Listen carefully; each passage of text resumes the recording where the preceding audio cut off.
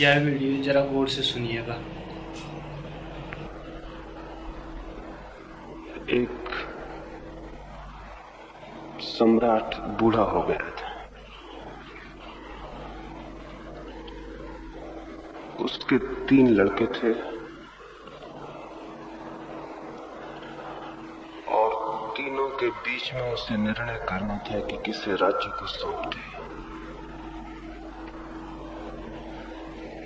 बड़ी कठिनाई थी। वे तीनों लड़के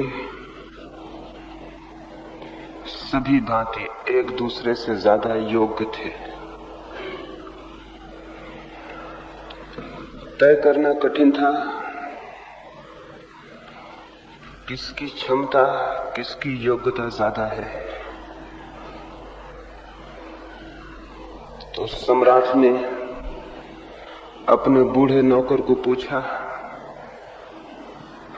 जो कि गांव का एक किसान था। उससे पूछा, मैं कैसे इस बात की पहचान करूं, कैसे इस बात को जानूं कि कौन सा युवक राज्य को संभाल सकेगा और विकसित कर सकेगा। उस किसान ने कहा, सरल और छोटी सी तरकीब है। और उसने कोई तरकीब सम्राट को बतलाई। एक दिन सुबह सम्राट ने अपने तीनों लड़कों को बुलाया और उन्हें एक एक बोरा गेहूं का भेंट किया और कहा, इसे संभाल के रखना, मैं तीर्थ यात्रा पर जाता हूं। शायद वर्ष लगे, 2 वर्ष लगे। जब मैं लौटूं तो तुम उत्तरदायी होगे इस अनाज के जो मैंने तुम्हें दिया।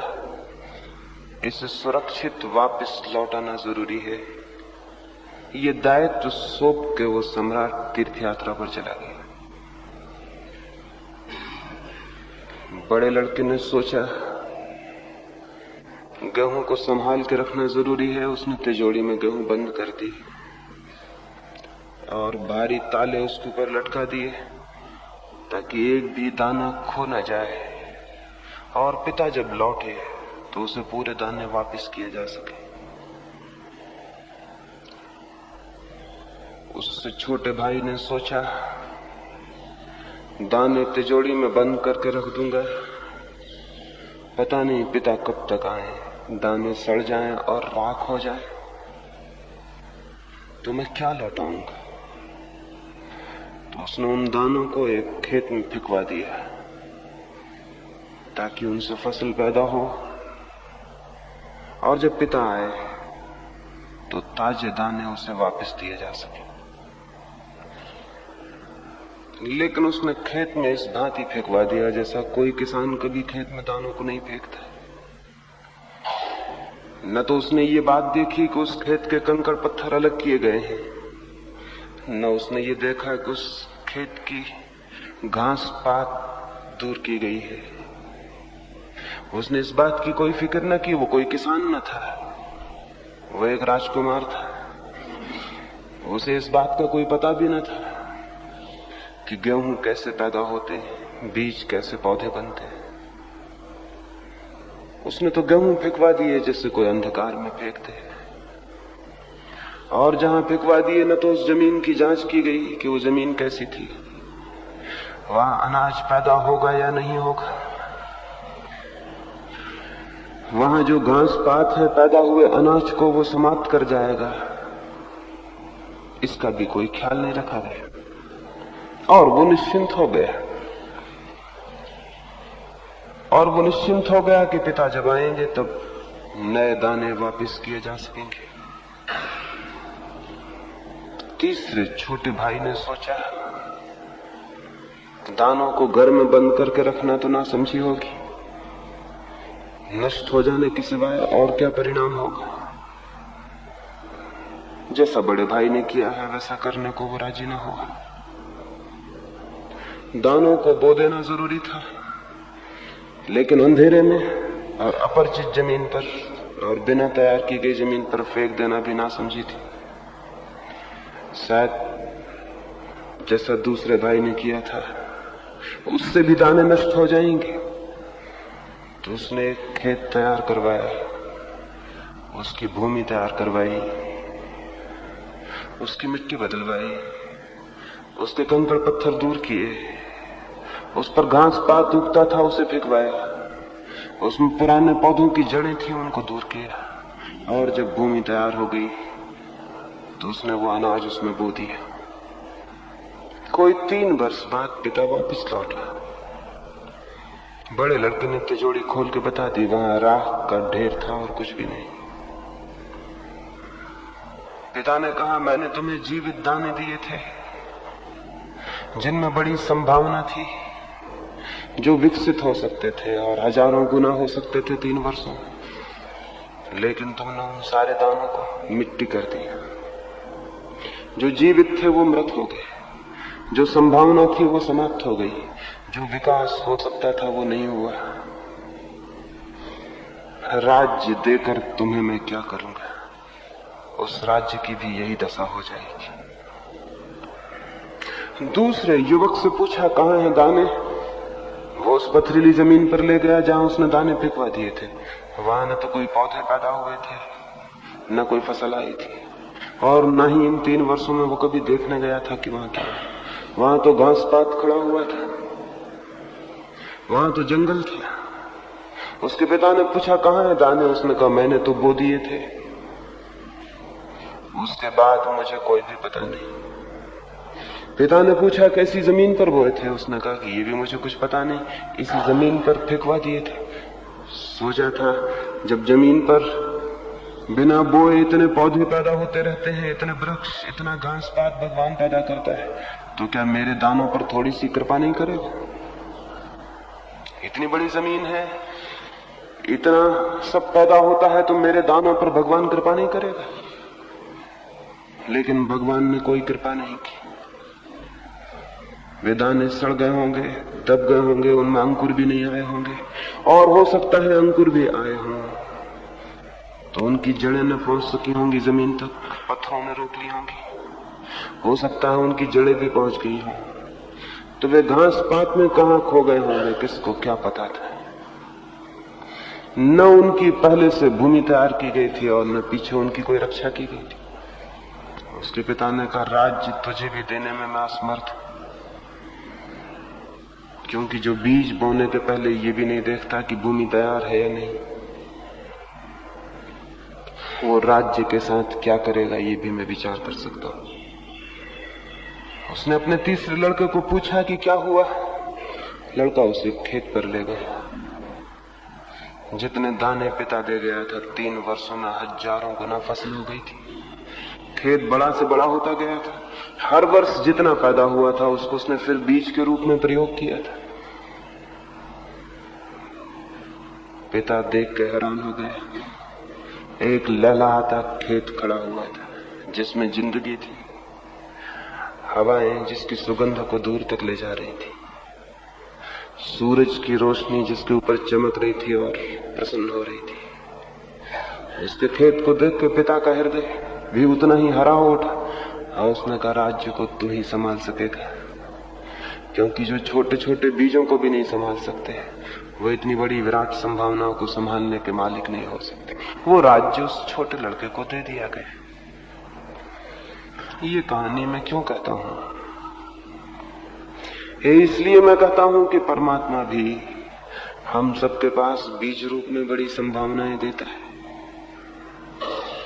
वो परमात्मा भी हमें एक बड़ा राज्य देने के लिए उत्सुक है।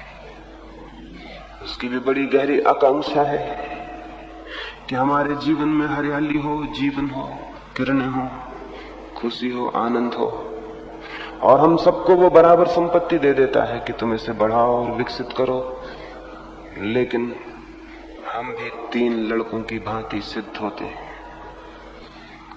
हम में से कुछ लोग तो संपत्ति को तिजोरियों में बंद कर देते और मरते वक्त तक वो राख होकर समाप्त हो जाती। हम में से कुछ उसे बोते हैं लेकिन खेत की भूमि की कोई फिक्र नहीं करते। तो वो बोई तो जाती है लेकिन कोई परिणाम नहीं आता। बहुत थोड़े से लोग हैं हमारे बीच, परमात्मा जो हमें देता है उसकी फसल को काटते हैं, उसे विकसित करते हैं। जन्म के साथ उन्हें जो मिलता है, मृत्यु के साथ उससे 1000 गुना वो परमात्मा को वापस कर देते हैं। जो आदमी जन्म के साथ जो कुछ लेके आता है, मृत्यु के समय अगर 1000 गुना वापस करने के लिए उसकी तैयारी नहीं है, तो वो समझ ले कि उसके जीवन में कोई सार्थकता का, कोई कृतार्थता का, कोई आनंद का विकास नहीं होगा।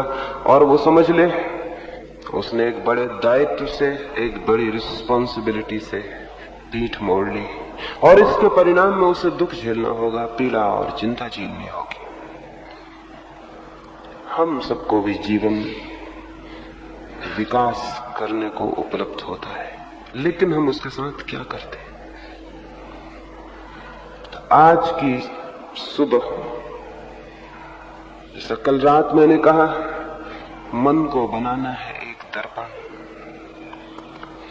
मन को बनाना है एक मंदिर, मन को बनाना है कुछ ऐसा कि परमात्मा उसमें फलित हो सके, प्रतिफलित हो सके, दर्शन पा सके हम उसके जो जीवन का सत्य है, उपलब्ध हो सके उसे जो जीवन का सौंदर्य है, प्राण हमारे निनादित हो सके उससे जो जीवन का संगीत है। उसके लिए पहली बात, जैसे किसान खेत की भूमि तैयार करता है, वैसे ही हमें अपने मन को भी तैयार करना होगा। हमें भी अपने मन की भूमि को तैयार करना होगा, और तैयारी में पहली बात जो करनी होगी वो ये कि मन से सारे कंकड़ पत्थर अलग कर देने होंगे, मन से घास पात अलग कर देना होगा, मन से उखाड़ फेंकनी होंगी वो सब जड़ें जो न मालूम कितने दिनों से हमारे मन में घर किए हुए, ताकि नई फसल हो सके। इसलिए पहला काम साधक के समक्ष मन की सफाई का है। निश्चित ही ये काम नेगेटिव है, नकारात्मक है। कुछ उखाड़ फेंकना है, कुछ हटा देना है, कुछ जला देना है, कुछ मिटा देना है। निश्चित ही पहला काम नकारात्मक है, निषेधात्मक है। कोई मकान बनाता है, पुराने मकान को गिरा देना पड़ता है। तो जो आदमी भी एक नए मन को जन्म देने के लिए उत्सुक हुआ हो, उसे हिम्मत करनी होगी कि वो पुराने मन को मिटाने में, नष्ट करने में समर्थ हो सके, साहसी हो सके। जो आदमी पुराने मन को ही लेकर इस ख्याल में हो कि मैं परमात्मा तक पहुंच जाऊंगा, वो गलती में है। नया मन चाहिए, ताजा जीवन, जिससे सारी व्यर्थ की चीजें अलग कर दी गई हो, तब मन की भूमि तैयार होती और उसमें फिर बीज बोए जा सकते हैं। छोटे छोटे किसान भी इस बात को भली भांति जानते हैं, लेकिन बड़े से बड़े मनुष्य भी इस बात को नहीं जानते। मन में कौन सी चीजों की जड़ें हैं जो परमात्मा के बीजों को अंकुरित नहीं होने देती, और जिनको हटा देना जरूरी है। और हटाना इसलिए बहुत कठिन है मालूम होगा, क्योंकि जो चीजें बाधा है परमात्मा के आने में, हमने उन्हीं को सहयोगी समझ रखा है। जो द्वार नहीं है, दीवार है, उसी को हमने द्वार समझ रखा है। और जो मार्ग नहीं है, बाधा है, उसी को हमने मार्ग समझ रखा है। इसलिए हटाने में बड़ी कठिनाई प्रतीत होगी, लेकिन वो कठिनाई आसान हो जाती है अगर ये दिखाई पड़ जाए कि जिसे हमने सहयोग समझा था वो विरोध था, और जिसे हमने सहारा समझा था वो बंधन था, और जिसे हमने स्वतंत्रता समझा था वो परतंत्रता थी।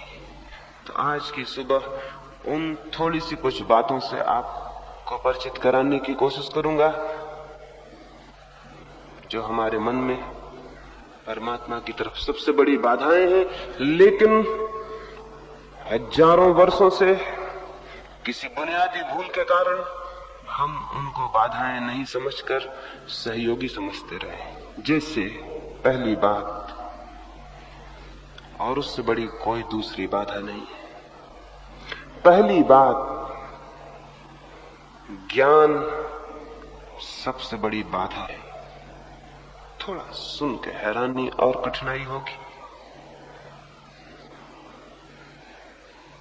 जिसे हम ज्ञान जानते हैं वो परमात्मा की दिशा में सबसे बड़ी बात है। क्योंकि जिस मनुष्य को यह ख्याल पैदा हो जाता है कि मैं जानता हूं, उसके जानने के द्वार बंद हो जाते हैं, उसकी आगे की खोज बंद हो जाती है, वो ठहर जाता है, रुक जाता है, उसके मन की यात्रा समाप्त हो जाती है। इसलिए पंडित कभी भी सत्य को नहीं जान पाते, नहीं जान सकेंगे। आज तक किसी पंडित ने सत्य को नहीं जाना है और कभी नहीं जान सकेंगे। ये ख्याल पैदा हो जाना कि मैं जानता हूं, इससे बड़ा और कोई अहंकार नहीं है, इससे बड़ी और कोई ईगो, इससे बड़ी और कोई अस्मिता, इससे बड़ा और कोई दंभ नहीं है। सुकरात बूढ़ा हो गया था। कुछ लोगों ने आके सुकरात को कहा, एथेंस के लोग कहते हैं सुकरात महाज्ञानी है, परम ज्ञानी है, क्या ये सच है? सुकरात से लोगों ने पूछा। सुकरात ने कहा, जब मैं छोटा था और जब मुझे जीवन का कोई अनुभव नहीं था और जब मैंने जीवन को जाना नहीं था और जीवन से मैं परिचित न हुआ था, तब मुझे भी ये भ्रम था कि मैं जानता हूं। जब मैं छोटा था, बच्चा था, फिर मैं युवा हुआ, जीवन की बहुत ठोकरें मैंने खाई और जीवन के बहुत अंधेरे रास्तों पर मैं भटका, तब धीरे धीरे मुझे पता चला कि मैं कितना कम जानता हूं। लेकिन तब भी मुझे ये ख्याल बना रहा कि थोड़ा बहुत मैं जानता हूं। फिर मैं बूढ़ा हुआ और अनुभव की वर्षा मेरे ऊपर हुई और नए नए अनजान अपरिचित तथ्य मेरी आंखों में उभरे और धीरे धीरे मेरे ज्ञान का भवन गिरता गया। अब जबकि मैं मरने के करीब पहुंच गया हूं, मैं अत्यंत स्पष्ट रूप से कह देना चाहता हूं, मुझसे बड़ा अज्ञानी शायद ही कोई हो। मैं कुछ भी नहीं जानता। और जाओ एथेंस के मेरे लोगों को कह देना कि वो ये भूल भरी बातें किसी को ना बताएं, वो मुझे प्रेम कर दे। ये तो ठीक है, लेकिन ये ना कहें कि मैं परम ज्ञानी हूं। वे मित्र वापस गए और उन्होंने एथेंस के समझदार लोगों को कहा कि तुम तो कहते हो सुकरात परम ज्ञानी है, लेकिन उसने खुद कहा है कि मैं तो परम अज्ञानी हूं। और उसने कहा है कि जाओ और उनसे कह देना ऐसी झूठ बात हो ना कहें। तो वे वृद्धजन हंसने लगे एथेंस के और उन्होंने कहा, जो अपने को परम अज्ञानी कहता है उसी के लिए तो परम ज्ञान के द्वार खुल जाते हैं। इसीलिए तो हम कहते हैं कि सुकरात परम ज्ञानी है। जो इस तथ्य को जानने में समर्थ हो गया है कि मैं कुछ भी नहीं जानता, उसका हृदय एकदम सरल और शांत हो जाता है। उसके हृदय की सारी जटिलता विलीन हो जाती है, उसका अहंकार शून्य हो जाता है, वो मिट जाता है एक अर्थों में। उसके मन में तब कोई ख्याल और विचार नहीं रह जाते, तब कोई सिद्धांत और शास्त्र नहीं रह जाते, तब उसके भीतर कोई दावा नहीं रह जाता कि मैं जो कहता हूं वही सही है और दूसरे जो कहते हैं वो गलत है। तब वो कोई दावा नहीं करता, तब वो कोई घोषणा नहीं करता, तब वो कोई विवाद नहीं करता, तब वो कोई तर्क नहीं करता, बल्कि इस शांत अवस्था में कि मैं नहीं जानता हूं, उसका मन मौन हो जाता है और उसी मौन में वो जान पाता है। स्टेट ऑफ नोइंग, जानने की दशा, और स्टेट ऑफ नॉट नोइंग, न जानने की दशा। दो अवस्थाएं हैं चित्त की। एक चित्त की दशा है जब हमें लगता है कि हम जानते हैं। क्या जानते हैं? लेकिन हम क्या जानते हैं? हम आदमी क्या जानता है? कौन सा ज्ञान है आदमी के पास? विश्व की सत्ता के संबंध में कौन सी समझ है हमारी? दूर है विश्व की सत्ता। अपने ही संबंध में हम क्या जानते? क्यों होता है जन्म, क्यों आ जाती है मृत्यु, क्या जानते? क्यों चलती हैं श्वासें और क्यों बंद हो जाती है, क्या जानते? क्यों है हम? हमारे होने की अर्थवत्ता और प्रयोजन क्या है, क्या जानते हैं? जो घर के द्वार पर पौधा लगा है, वृक्ष लगा है, वो भी क्यों है? आकाश में जो बादल उठते हैं, वर्षा करते हैं, सूरज उगता है, डूबता है, रात आती, दिन आते, क्यों है ये सब, क्या जानते हैं? क्या है हमारा जानना इस सारे विश्व के प्रति, इस विराट के प्रति? लेकिन अपने संबंध में भी जो मनुष्य कुछ नहीं जानता, वो भी ये ख्याल करता है कि मैं ईश्वर के संबंध में जानता हूं। अपने संबंध में भी जिसे कोई पता नहीं, वो भी ये दावा करता है कि मोक्ष के संबंध में मैं जानता हूं, स्वर्ग और नरक के संबंध में जानता हूं। और न केवल ये दावा करता है कि मैं जानता हूं, बल्कि ये भी दावा करता है कि दूसरे जो जानते हैं वो गलत है, जो मैं जानता हूं वही सही है। न केवल दावा करता है, बल्कि तलवार निकाल के निर्णय भी करता है कि अगर हिंदू और मुसलमान, ईसाई और जैन, सिख और पारसी क्या करते रहे,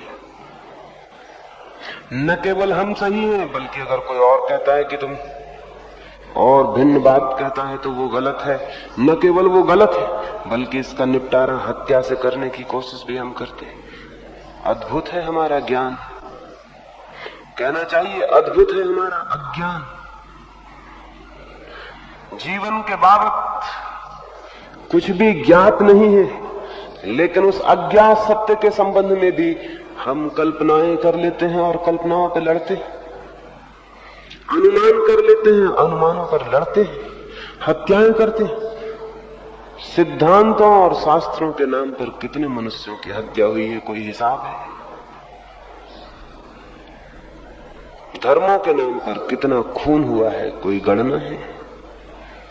मंदिरों मस्जिदों के नाम पर कितनी आग जनी हुई है, कोई हिसाब है? किसने की है ये जानने वाला आदमी जिसको ये भ्रम है कि मैं जानता हूं, जिसे ये ख्याल है कि मैं जो जानता हूं वो सत्य है, खुद के प्राणों का कोई पता नहीं, और हम दूर के सत्यों के निर्णायक बन जाते हैं। ये जो जानने का भ्रम है, जब तक न छूट जाए तब तक जानने के द्वार खुलते ही नहीं। ज्ञान के द्वार केवल उसी के लिए खुलते हैं जो उस द्वार पर बिल्कुल अज्ञानी की भांति खड़ा हो जाता है और जो कहता है मैं तो कुछ भी नहीं जानता, मुझे तो कुछ भी पता नहीं है, मुझे तो जीवन के आबासा का भी कोई अनुभव नहीं है, मैं तो निपट न जानने वाला हूं। कभी आपने सोचा, कभी आपको यह ख्याल आया है कि आप कुछ भी नहीं जानते? अगर आया है ख्याल, तो आपके जीवन में धर्म की शुरुआत की संभावना है।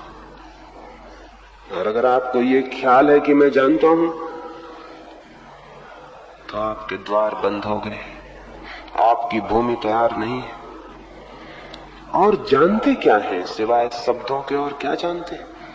अगर गीता पढ़ ली है, अगर कुरान पढ़ लिया, या बाइबल पढ़ ली है, या और शास्त्र पढ़ लिए हैं, जो कि ढेर सारे हैं जमीन पर, जिनकी कोई कमी नहीं है।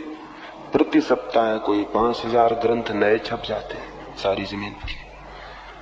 प्रति सप्ताह 5000 ग्रंथों का प्रकाशन होता है सारी दुनिया, कोई कमी नहीं है। उन सबको आपने पढ़ लिया, उन सबके शब्द सीख लिए, सूत्र सीख लिए, उनको आप बोलने में समर्थ हो गए, बताने में समर्थ हो गए, तो क्या आप सोचते हैं ज्ञान उपलब्ध हो गए? बात अगर ऐसी होती तो सारी दुनिया ज्ञानी हो गई होती, लेकिन शास्त्र तो बढ़ते जाते हैं, साथ ही साथ अज्ञान भी बढ़ता जाता है।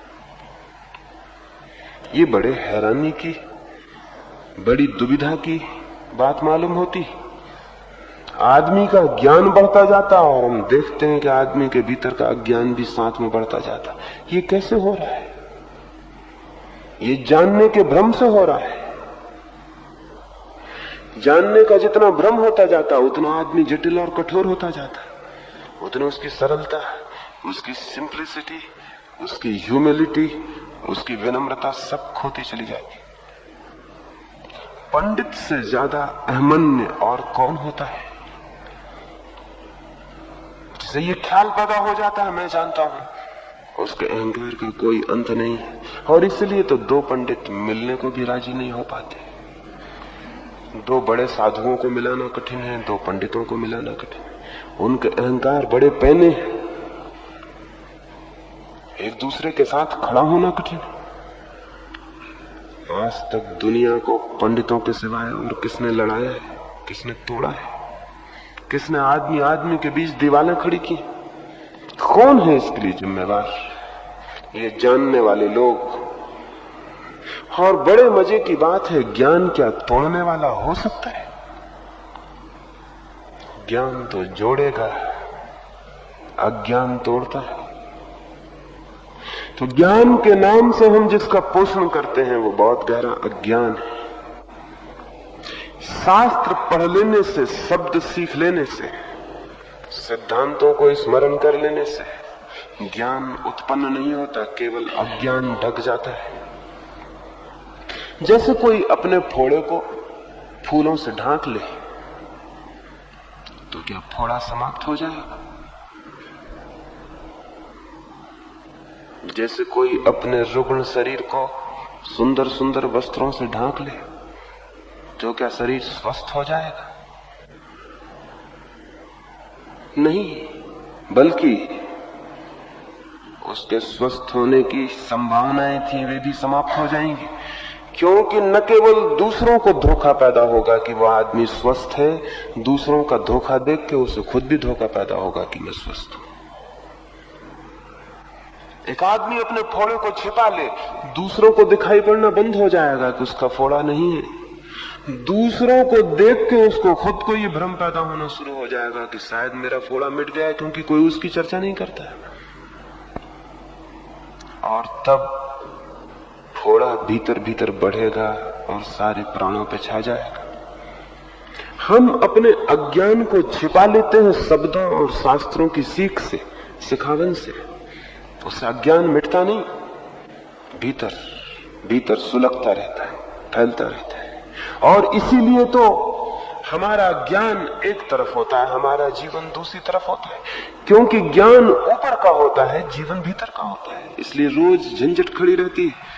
रोज हम कहते हैं कि मैं जानता तो हूं कि ठीक क्या है, लेकिन जब करने का सवाल उठता है तो वो कर लेता हूं जो गलत है। अगर कोई आदमी जानता है कि ठीक क्या है, तो क्या यह संभव है कि वो गलत कर सके? नहीं, ये असंभव है। जो ठीक को जानता है वो गलत को नहीं कर सकता। लेकिन हम ठीक को जानते हैं और गलत को करते हैं। ये किस बात की सूचना और खबर है? ये इस बात की सूचना है कि हमारा जानना धोखे का है, झूठा है, शब्दों का है, सत्य का नहीं है। शब्दों को जान लेना बहुत आसान है। किताब पढ़नी कोई कठिन बात है? किताब को याद कर लेना कोई कठिन बात है? स्मृति को भर लेना कोई कठिन बात है? छोटे छोटे बच्चे सारी दुनिया में क्या कर रहे हैं, स्कूलों में क्या हो रहा है, बातें सिखाई जा रही। एक बच्चा गणित की बातें याद कर लेता है, एक बच्चा भूगोल याद कर लेता है, एक दूसरा बच्चा गीता याद कर लेता है। इन तीनों में कोई फर्क है? लेकिन भूगोल को जानने वाले को हम पैर नहीं छूते और न उसे ज्ञानी कहते। हम जानते हैं कि ये थोड़ी सी इंफॉर्मेशन इसने सीख ली भूगोल की, इसने इतिहास थोड़ा सा पढ़ लिया तो ठीक है। लेकिन वही बच्चा गीता याद कर ले तो ज्ञानी हो जाता है। और गीता याद करने में और इतिहास याद करने में कोई फर्क है? कोई भेद है? कोई अंतर है? कोई भी अंतर नहीं है। जो स्मृति इतिहास याद करती है वही स्मृति गीता याद कर लेती। लेकिन इतिहास वाले को हम ज्ञानी नहीं कहते, तो गीता जानने वाले को ज्ञानी कैसे कहने लगे? इतिहास भी एक किताब है, और गीता भी, और कुरान भी, और बाइबल भी। किताबें पढ़ लेने से ज्ञान उत्पन्न नहीं होता, केवल स्मृति परिपक्व होती है। स्मृति में कुछ बातें बैठ जाती हैं। स्मृति बिल्कुल यांत्रिक है, मैकेनिकल है, उसमें कुछ भी डाल दो। अभी ये टेप रिकॉर्ड कर रहे हैं, मैं बोल रहा हूं तो टेप कर रहे हैं। मैं अगर यहां भजन गाऊं तो भजन टेप हो जाएगा, गालियां दूं तो गालियां टेप हो जाएंगी, अच्छी बातें कहूं तो वो टेप हो जाएंगी, बुरी बातें कहूं तो वो टेप हो जाएंगी। टेप एक मशीन है, उसे इससे कोई फर्क नहीं कि मैं क्या कहता हूं, उसका काम है वो रिकॉर्ड कर लेगा। आदमी की स्मृति एक यंत्र है।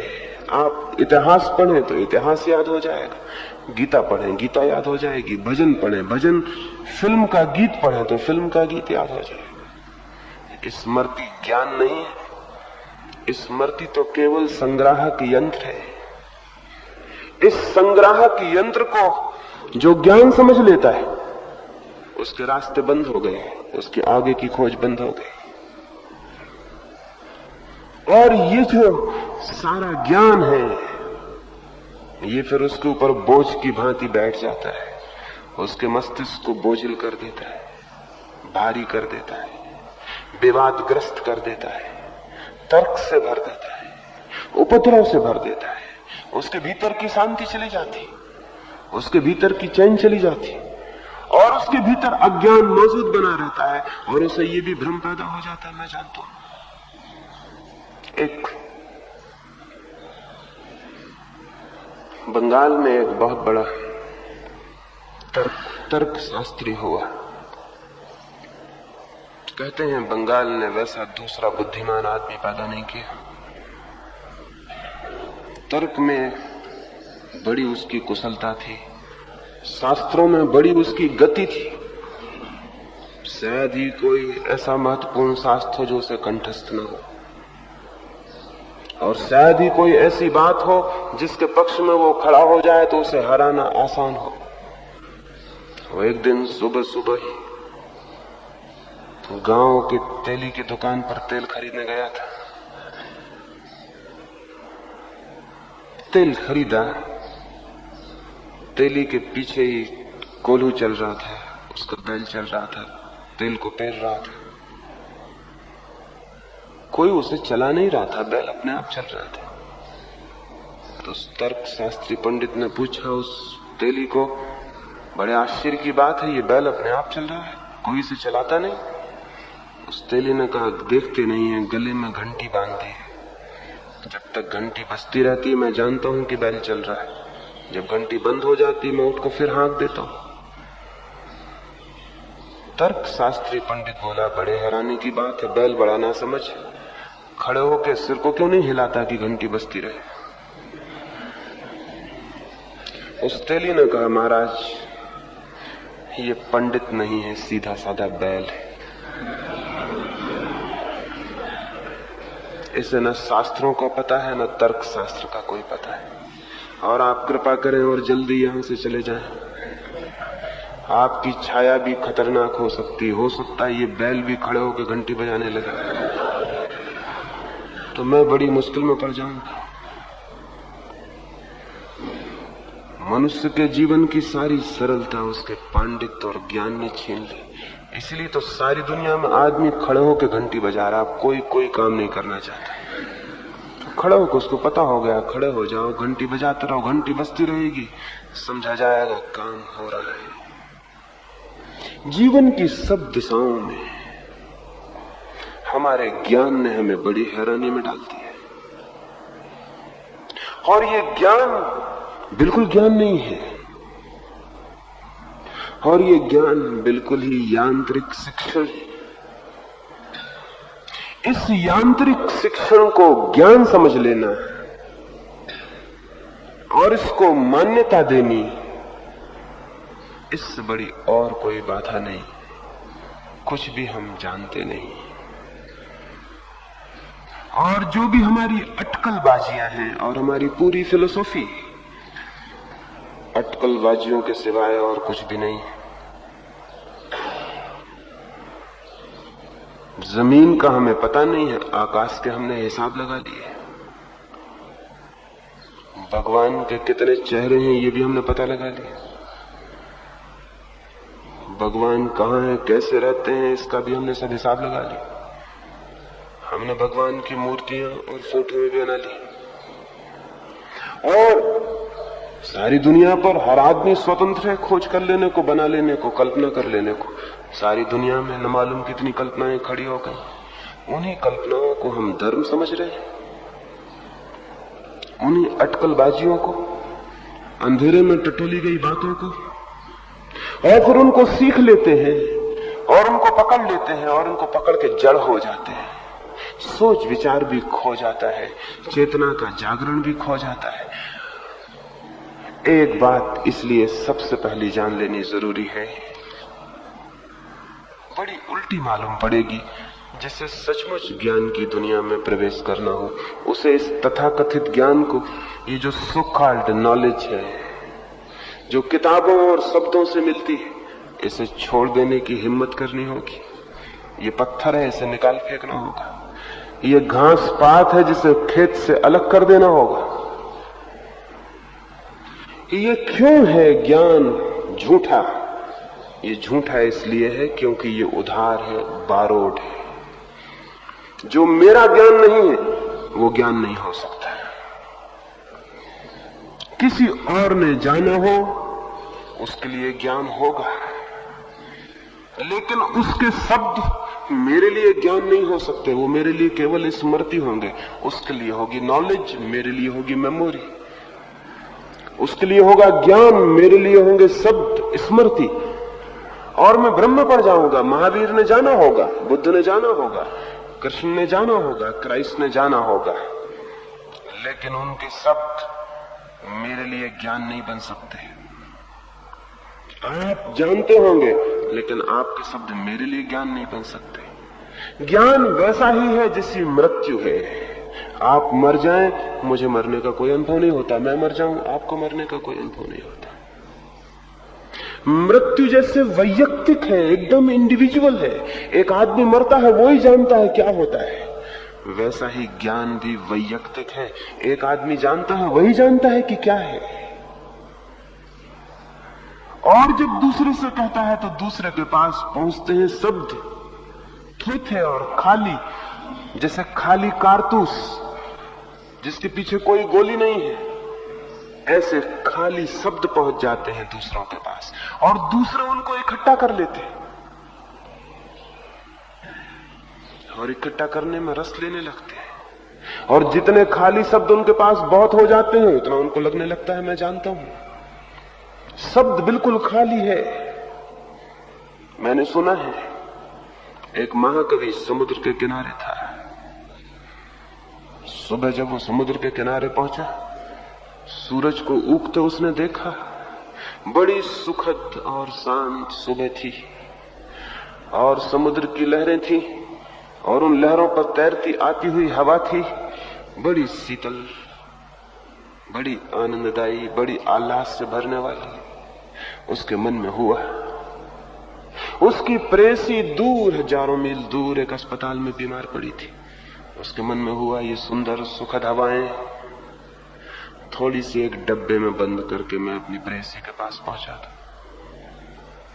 उसने एक बड़ी खूबसूरत संदूक बनवाई, उसने समुद्र की हवाओं को बंद किया और ताला लगाया और एक पत्र लिखा और पेटी को भिजवाया हवाई जहाज से अपनी पत्नी, अपनी प्रेसी के पास।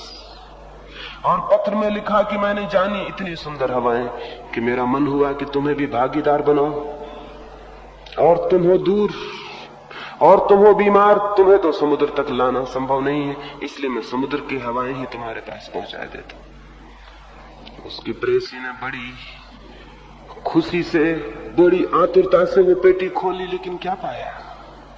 वहां तो कुछ भी न था। वो तो पेटी खाली थी। समुद्र की हवाएं बंद करके नहीं भेजी जा सकती। ये तो हो सकता है कि हम समुद्र के पास चले जाएं, उसकी ताजी हवाओं को जाने। ये नहीं हो सकता है उसकी ताजी हवाओं को पेटियों में बंद करके हमारे पास लाया जा सके। ये तो हो सकता है कि परमात्मा के किनारे हम पहुंच जाएं और उसको जान लें। ये नहीं हो सकता कि जो परमात्मा को जाने वो शब्दों में बंद करके खबरें हमारे पास भेज दे और हम उन शब्दों को पकड़ लें और जान लें। ये नहीं हो सकता। ऐसा उधार ज्ञान पाने का कोई रास्ता नहीं। परमात्मा निजी अनुभव है, एकदम निजी अनुभव है, एकदम वैयक्तिक। कोई लेन देन नहीं हो सकता, कोई किसी को दे नहीं सकता उस अनुभव को। लेकिन शब्द हम दे सकते हैं, और शब्दों को देने से ये भ्रम पैदा हो जाता है। जिसके पास शब्द हो जाते हैं उसे लगता है कि मैंने जाना। शब्द एक इल्यूजन पैदा कर देते हैं, एक भ्रम पैदा कर देते हैं। शब्दों से ज्यादा मायावी और कुछ भी नहीं है, शब्दों से बड़ा जादू और कुछ भी नहीं है। शब्द हम सीख लेते हैं और सोचते हैं कि बस हो गई बात, बात खत्म हो गई। शब्दों पे बात खत्म नहीं होती, और जो आदमी शब्दों पे रुक रहता है उसकी जिंदगी जरूर व्यर्थ हो जाती। शब्दों पर कोई बात खत्म नहीं होती, और जहां तक जीवन की असलियत का संबंध है वहां हम सब भली भांति इतने होशियार हैं कि वहां हम शब्दों से राजी नहीं होते। लेकिन जहां सत्य, अनुभूतियों और परमात्मा का संबंध, वहां हम शब्दों से राजी हो जाते हैं। बड़ी हैरानी की बात है। अगर कोई आपसे धन की बातें करे तो आप कहेंगे हो चुकी बातचीत, धन कहां है। अगर कोई आपसे महलों की बातचीत करे तो आप कहेंगे हो चुकी बातचीत, लेकिन महल कहां है। बातचीत से क्या होगा। जहां तक पदार्थ, जहां तक संसार का संबंध है, हम सब बहुत होशियार हैं और हम शब्दों से धोखे में नहीं आते। लेकिन जहां तक परमात्मा का संबंध, हम बड़े अजीब लोग हैं। हम एकदम शब्दों के धोखे में आ जाते हैं और हम कहीं नहीं पूछते कि ठीक है ये तो शब्द हो गया, ये गीता तो ठीक, कुरान तो ठीक, लेकिन परमात्मा कहां है। एक सम्राट के द्वार पर एक कवि आया और उस कवि ने उस सम्राट की प्रशंसा में बहुत गीत कहे। बड़े मधुर थे वे गीत और बड़े मीठे थे शब्द और बड़ी स्तुति थी उनमें। सम्राट हुआ बहुत प्रसन्न और उसने सारे गीत सुनकर कहा अपने वजीर को, कल 10,000 स्वर्ण मुद्राएं भेंट कर देना इस कवि को। अद्भुत है ये कवि। और कवि से कहा बहुत हुआ आनंद, बहुत हुआ आनंद, कल आना और 10,000 स्वर्ण मुद्राएं भेंट कर दूंगा। कवि तो आसमान में उड़ गया, तो नाचता हुआ घर लौटा। 10 स्वर्ण मुद्राएं मिल जाती तो भी खुश होता। 10,000 स्वर्ण मुद्राएं। रात सो नहीं सका, रात भर सपने उठते रहे, रात भर बुनता रहा, हिसाब करता रहा, क्या करूंगा क्या नहीं करूंगा। 10,000 स्वर्ण मुद्राओं की तो कल्पना भी न थी। मुंह अंधेरे ही, सूरज भी नहीं निकलता था, वो राजा के द्वार पर पहुंच गया। द्वार खुले तो वह बाहर खड़ा हुआ था। राजा ने उससे पूछा कैसे आए। थोड़ा हैरान हुआ। उसने कहा आप भूल गए क्या, कल आपने कहा था 10,000 स्वर्ण मुद्राएं देंगे। राजा हंसने लगा। उसने कहा बातों बातों में तुमने मुझे प्रसन्न किया था, बातों बातों में मैंने भी तुम्हें प्रसन्न किया, इसमें लेने देने का कहां संबंध है। तुमने कुछ अच्छी बातें कही थी, मैं खुश हुआ, मैंने एक अच्छी बात कही ताकि तुम खुश हो जाओ। इसमें रुपए कहां आते हैं, इसमें रुपयों का क्या वास्ता है। तुमने भी कविता कही, हमने भी कविता कही। हम जरा शब्दों की कविता नहीं कर सकते, हम रुपयों की कविता करते हैं। तो हमने भी एक कविता कही, वो भी एक पोएट्री थी। तुम भी कवि हो, हम भी कवि हैं। तुम शब्दों के कवि हो, हम रुपयों और धन के कवि हैं। तो बात खत्म हो गई, उसके आगे लेने देने का क्या संबंध है।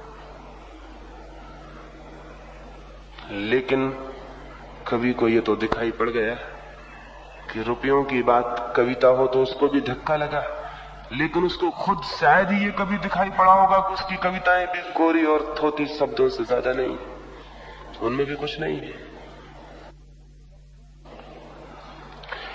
हम शब्दों के व्यामोह में पढ़ते हैं और उसे ज्ञान समझ लेते हैं। ये ज्ञान नहीं है, ये पहली शर्त है। इस ज्ञान को थोथा और भ्रामक समझना जरूरी है, जो हमने दूसरों से सीख लिया है, और हमने सब तो दूसरों से सीखा हुआ है। अगर मैं पूछूं ईश्वर है और आप कहें है, तो क्या आप सोचते हैं आपने ईश्वर को जाना? सुना है, सीखा है, लोग कहते हैं है, आप भी कहते हैं है।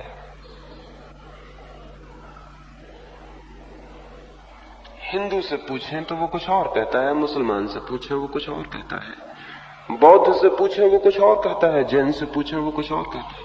क्या वो सब जानते हैं? नहीं, जो उनने सुना है वो कहते हैं। क्योंकि उन्होंने भिन्न बात सुनी है, इसलिए वो भिन्न बात कहते हैं।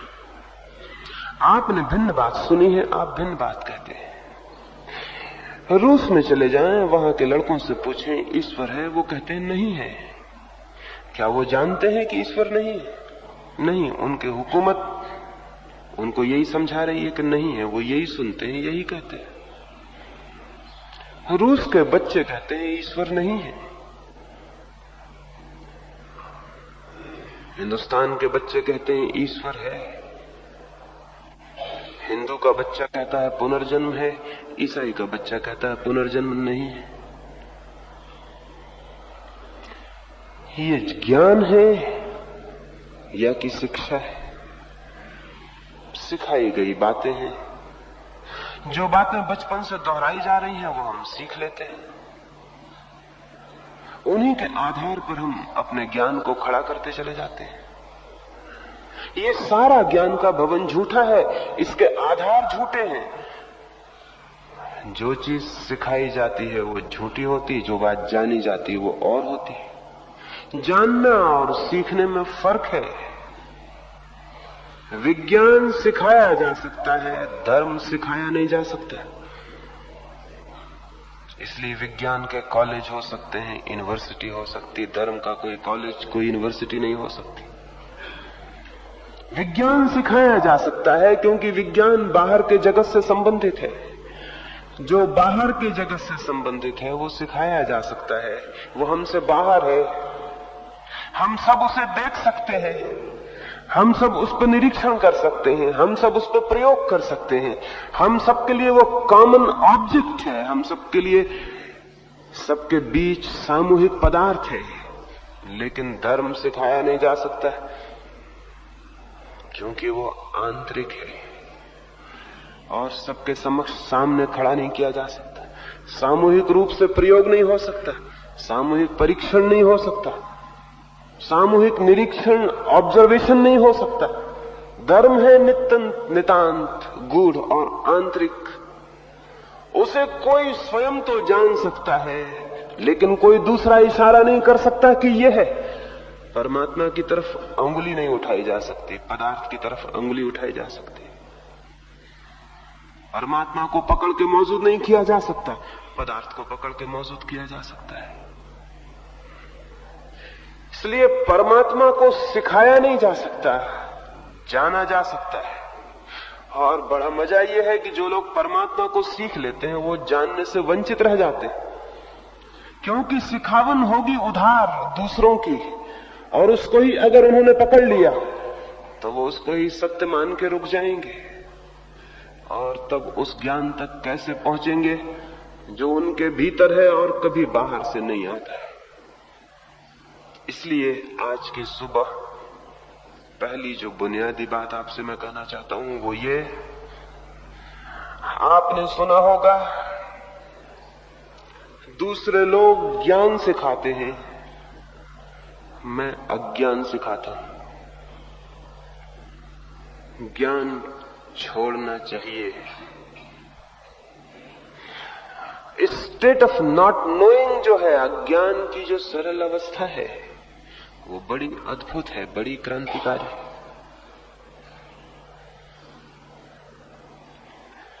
एक अनाथालय में मैं गया था। वहां के बच्चों को वो धर्म की शिक्षा देते हैं। मैंने उनसे पूछा क्या सिखाते होंगे, क्योंकि मैं तो समझ ही नहीं पाता कि धर्म सिखाया जा सकता है। असंभव है ये बात। सिखाया जा सकता होता तो 5000 साल हो गए, अब तक आदमी धार्मिक हो गया होता। और हमने सब बातें तो सिखा दी है। एक एक आदमी जानता है कि ईश्वर है, आत्मा है, मोक्ष है, फला है, टिका है, कर्म है, ये है, वो हर आदमी जानता है। लेकिन कोई आदमी धार्मिक नहीं हो गया इस वजह से। बल्कि ये जो इस तरह की बातें जानने वाले लोग हैं बड़े खतरनाक हैं। इस तरह के जानने वाले लोग हमेशा उपद्रव में ले जाते हैं, अधर्म में ले जाते हैं। जो आदमी रोज गीता पढ़ता है कल वो मस्जिद जलाने की सलाह दे सकता है। जो आदमी रोज मस्जिद में नमाज पढ़ता है वो कल मंदिर में आग लगाने की सलाह दे सकता है। बड़े खतरनाक लोग हैं। इनका ये जो ज्ञान है, ये ज्ञान कोई प्रेम नहीं लाता दुनिया में। ये ज्ञान कोई दुनिया में शांति नहीं लाता, युद्ध लाता है, हिंसा लाता है। तो ये ज्ञान तो धार्मिक बनाता नहीं किसी को। फिर भी आप क्या सिखाते हैं? तो उन्होंने कहा आप आए और बच्चों से पूछ लें। मैं गया, उन्होंने खुद ही पूछा ईश्वर है, उन सारे बच्चों ने हाथ उठा दिए। उनको सिखाया था, उनको परीक्षा देनी थी। उनको बताया गया था जब हम पूछे ईश्वर है तो तुम कहना हाँ ईश्वर है। उन्होंने हाथ उठा दिए। वे हाथ बिल्कुल झूठे हैं। उन बच्चों को कोई भी पता नहीं कि ईश्वर है या नहीं, लेकिन वे हाथ उठा रहे हैं। बुनियाद रखी जा रही है असत्य की। इसी बुनियाद पर उनके जीवन भर का भवन खड़ा हो जाएगा। ये बुनियाद झूठी है। इन बच्चों को कोई भी पता नहीं। और इतना बड़ा असत्य जिन बच्चों को हम सिखा रहे हैं, हम अगर आशा करें कि जीवन में वो सत्यवादी हो जाएंगे तो निहायत नासमझी की बात है। इतना बड़ा असत्य हम उन बच्चों को सिखा रहे हैं जिनको कोई पता नहीं। उनको हम कह रहे हैं ईश्वर है, और जो कह रहा है बड़ा मजा ये, उसे भी कोई पता नहीं, उसे भी किसी ने सिखाया है। मैंने उनके अध्यापक के कान में पूछा तुम्हें पता है ईश्वर क्यों है? मुझे तो नहीं, लेकिन हाँ है तो जरूर, क्योंकि सब कहते हैं। इन बच्चों को भी सिखा दिया आत्मा है। उन बच्चों ने कहा है कहां है? उन्होंने अपने हृदय पर हाथ रख दिए। यहां।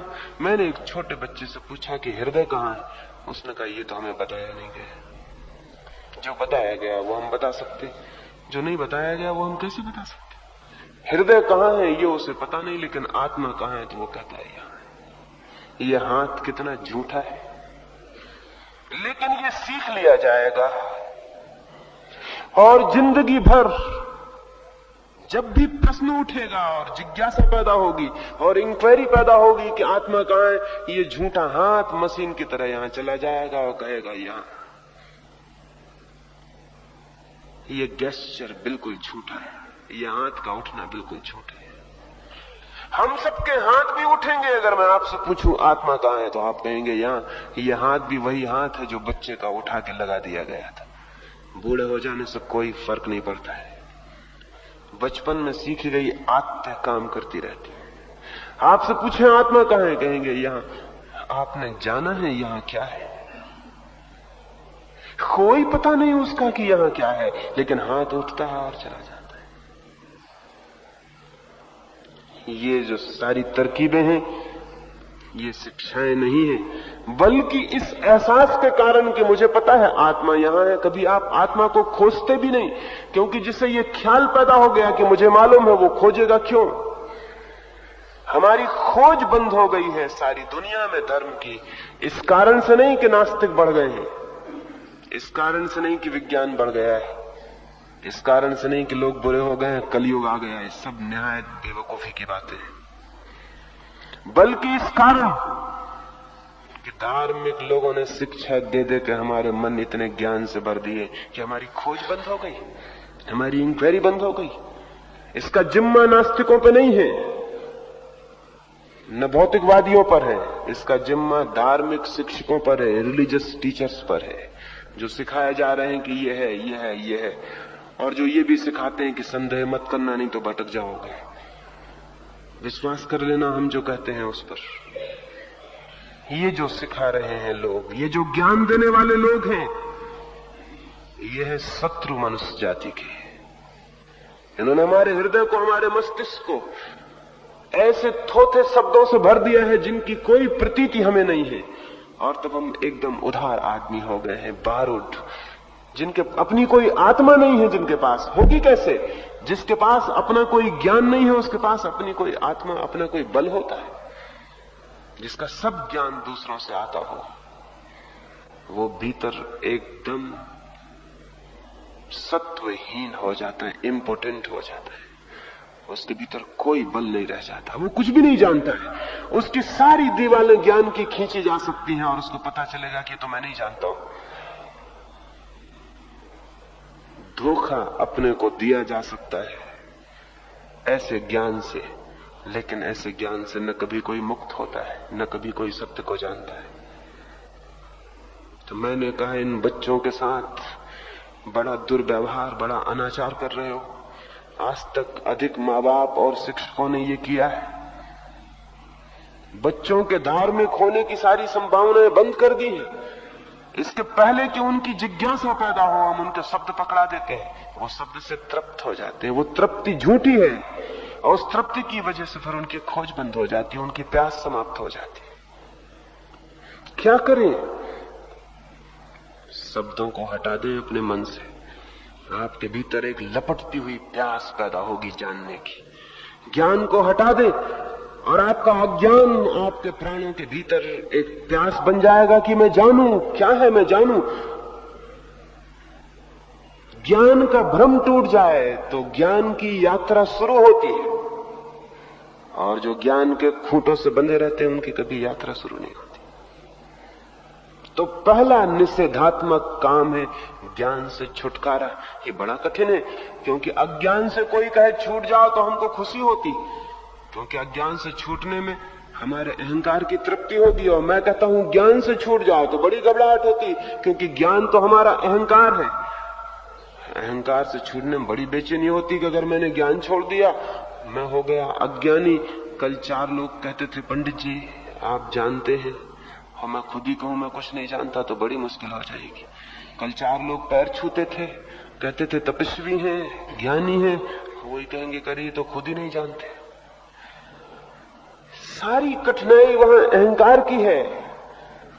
तो ज्ञान छोड़ने वाले को साहसी होना पड़ेगा इस दंभ को छोड़ने का, और एक क्षण में ये हो सकता है, इसके लिए कोई पहाड़ नहीं खोदने पड़ेंगे।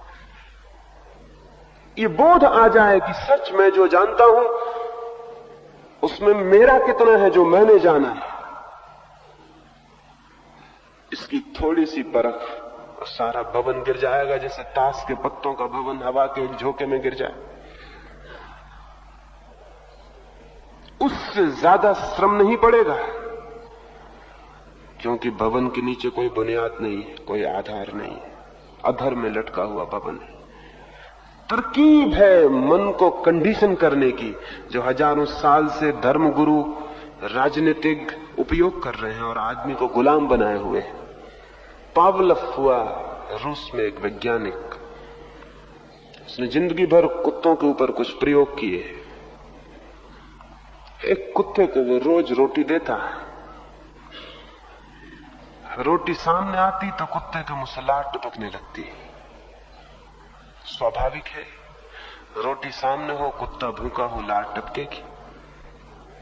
लेकिन वो साथ ही साथ जब रोटी खिलाता तो साथ में 1 घंटे भी बजाता जाता। 15 दिन बाद रोटी तो नहीं दी उसने, सिर्फ घंटी बजाई, कुत्ते के मुंह से लार टपकने लगी। अब घंटी बजने से और कुत्ते के मुंह से लार टपकने का कोई प्राकृतिक संबंध नहीं है। रोटी के साथ तो प्राकृतिक संबंध है, लेकिन घंटी के साथ क्या संबंध है? लेकिन 15 दिन में संबंध स्थापित हो गया, एक फॉल्स रिलेशन, एक झूठा संबंध पैदा हो गया। रोटी दी जाती थी, साथ में घंटी बजती थी, दोनों के बीच संयोग हो गया कुत्ते के मन में। रोटी और घंटी साथ साथ ख्याल में आ गए। अब रोटी मिलती थी तो घंटी बजती थी, तो घंटी बजेगी तो रोटी मिलेगी, ऐसा मन में संबंध हो गया। 15 दिन बाद घंटी बजती है, कुत्ते के मुंह से लार टपकने लगी। घंटी के साथ रोटी का ख्याल संयुक्त हो गया। इसको पावलोव ने कहा ये बड़ी क्रांतिकारी खोज थी। इसके इंप्लीकेशंस, इसके अंतर्गर्भित अर्थ बहुत गहरे हैं। एक छोटे से बच्चे को ले जाते हैं आप एक मंदिर में और कहते हैं ये भगवान है। बच्चे को कोई भगवान वहां दिखाई नहीं पड़ता। अगर बच्चे को दिखाई पड़ता होता तो आपको बताने की कोई जरूरत न पड़ती। आप हाथ जोड़ते हैं और बच्चे से कहते हैं हाथ जोड़ो। अगर बच्चे को भगवान दिखाई पड़ रहे होते तो खुद ही हाथ जोड़ लेता। आपको बच्चे को तो दिख रहा है कि पत्थर की एक मूर्ति रखी।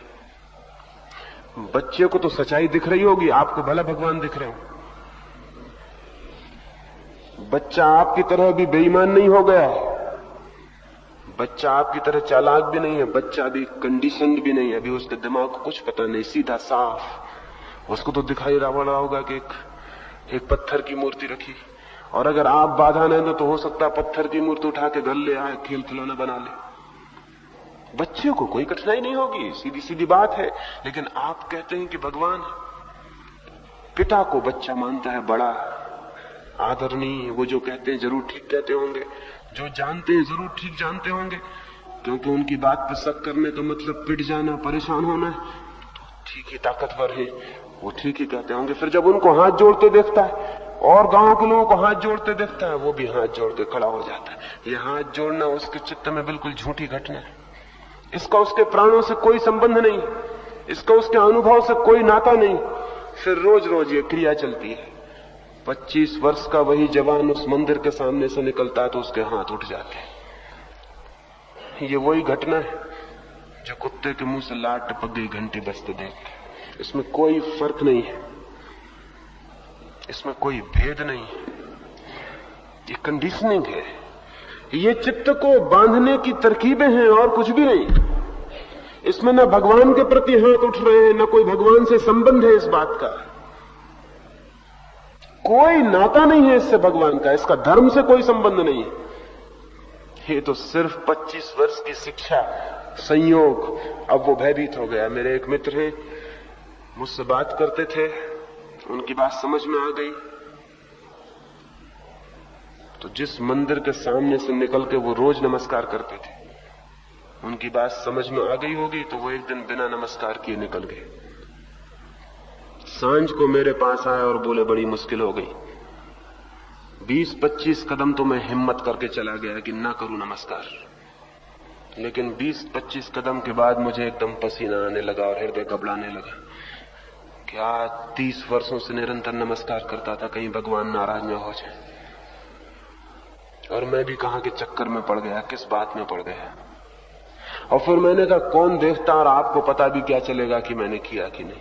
मैं वापस लौटा, मैंने धीरे से नमस्कार किया और फिर दफ्तर चला गया निश्चिंत शांत होके।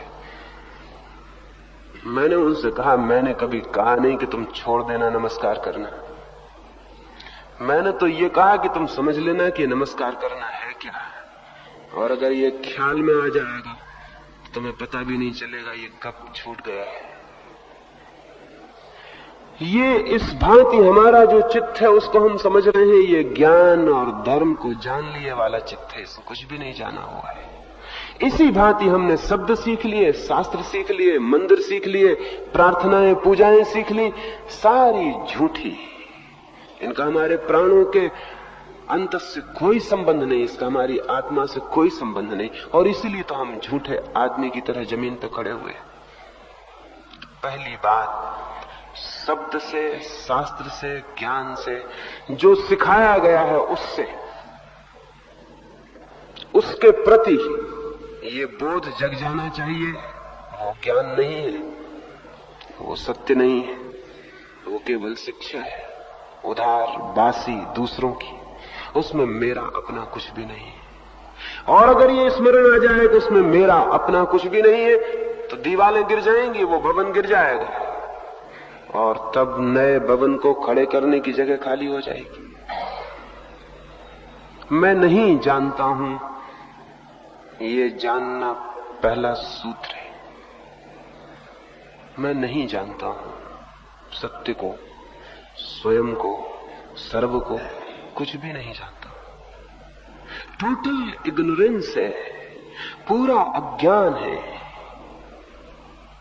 कुछ भी नहीं जानता हूं। ये बोध पहली सीढ़ी है, फिर इसके बाद कुछ हो सकता है। इस बोध के ऊपर, क्योंकि सत्य है ये बोध, निश्चित तथ्य है ये हमारी वास्तविक दशा है, तो ये आधार बन सकता है। फिर इसके ऊपर कुछ भवन खड़ा किया जा सकता है। फिर हम पूछ सकते हैं कि मैं कैसे जानूं, फिर हम पूछ सकते हैं कि मैं क्या करूं कि जानना हो सके। अभी तो नहीं जानता हूं। वेजनर एक बहुत बड़ा संगीतज्ञ हुआ जी। उसके पास एक युवक संगीतज्ञ आया और वेजनर से बोला, प्रभावित हुआ हूं तुम्हारी कला से मैं, और तुम्हारे निकट रह के संगीत सीखना चाहता हूं। वेजनर ने कहा, मित्र, पहले तो कहीं और संगीत नहीं सीखा है? उसने कहा, मैंने सीखा है, 5 वर्षों से अभ्यास करता हूं, इसलिए आपको कठिनाई भी कम होगी मुझे सिखाने। वेजनर ने कहा, तुम गलती में हो, कठिनाई ज्यादा हो गई। तुमने जो सीखा है पहले उसे भुलाना पड़ेगा, इसलिए फीस दुगनी होगी। जो लोग बिल्कुल अनसीखे आते हैं, उनसे जितनी फीस लेता हूं उससे दुगनी तुमसे लूंगा, क्योंकि पहली तो मुसीबत यह हो गई कि तुमने जो सीखा है वो भुलाना होगा, वो अनलर्न करना होगा, तो उसे साफ करना होगा। क्योंकि इधर हम जो संगीत सिखाते हैं, सिखाने वाले। अगर यह वीडियो आपको अच्छी लग रही हो तो वीडियो को लाइक और चैनल को सब्सक्राइब करें।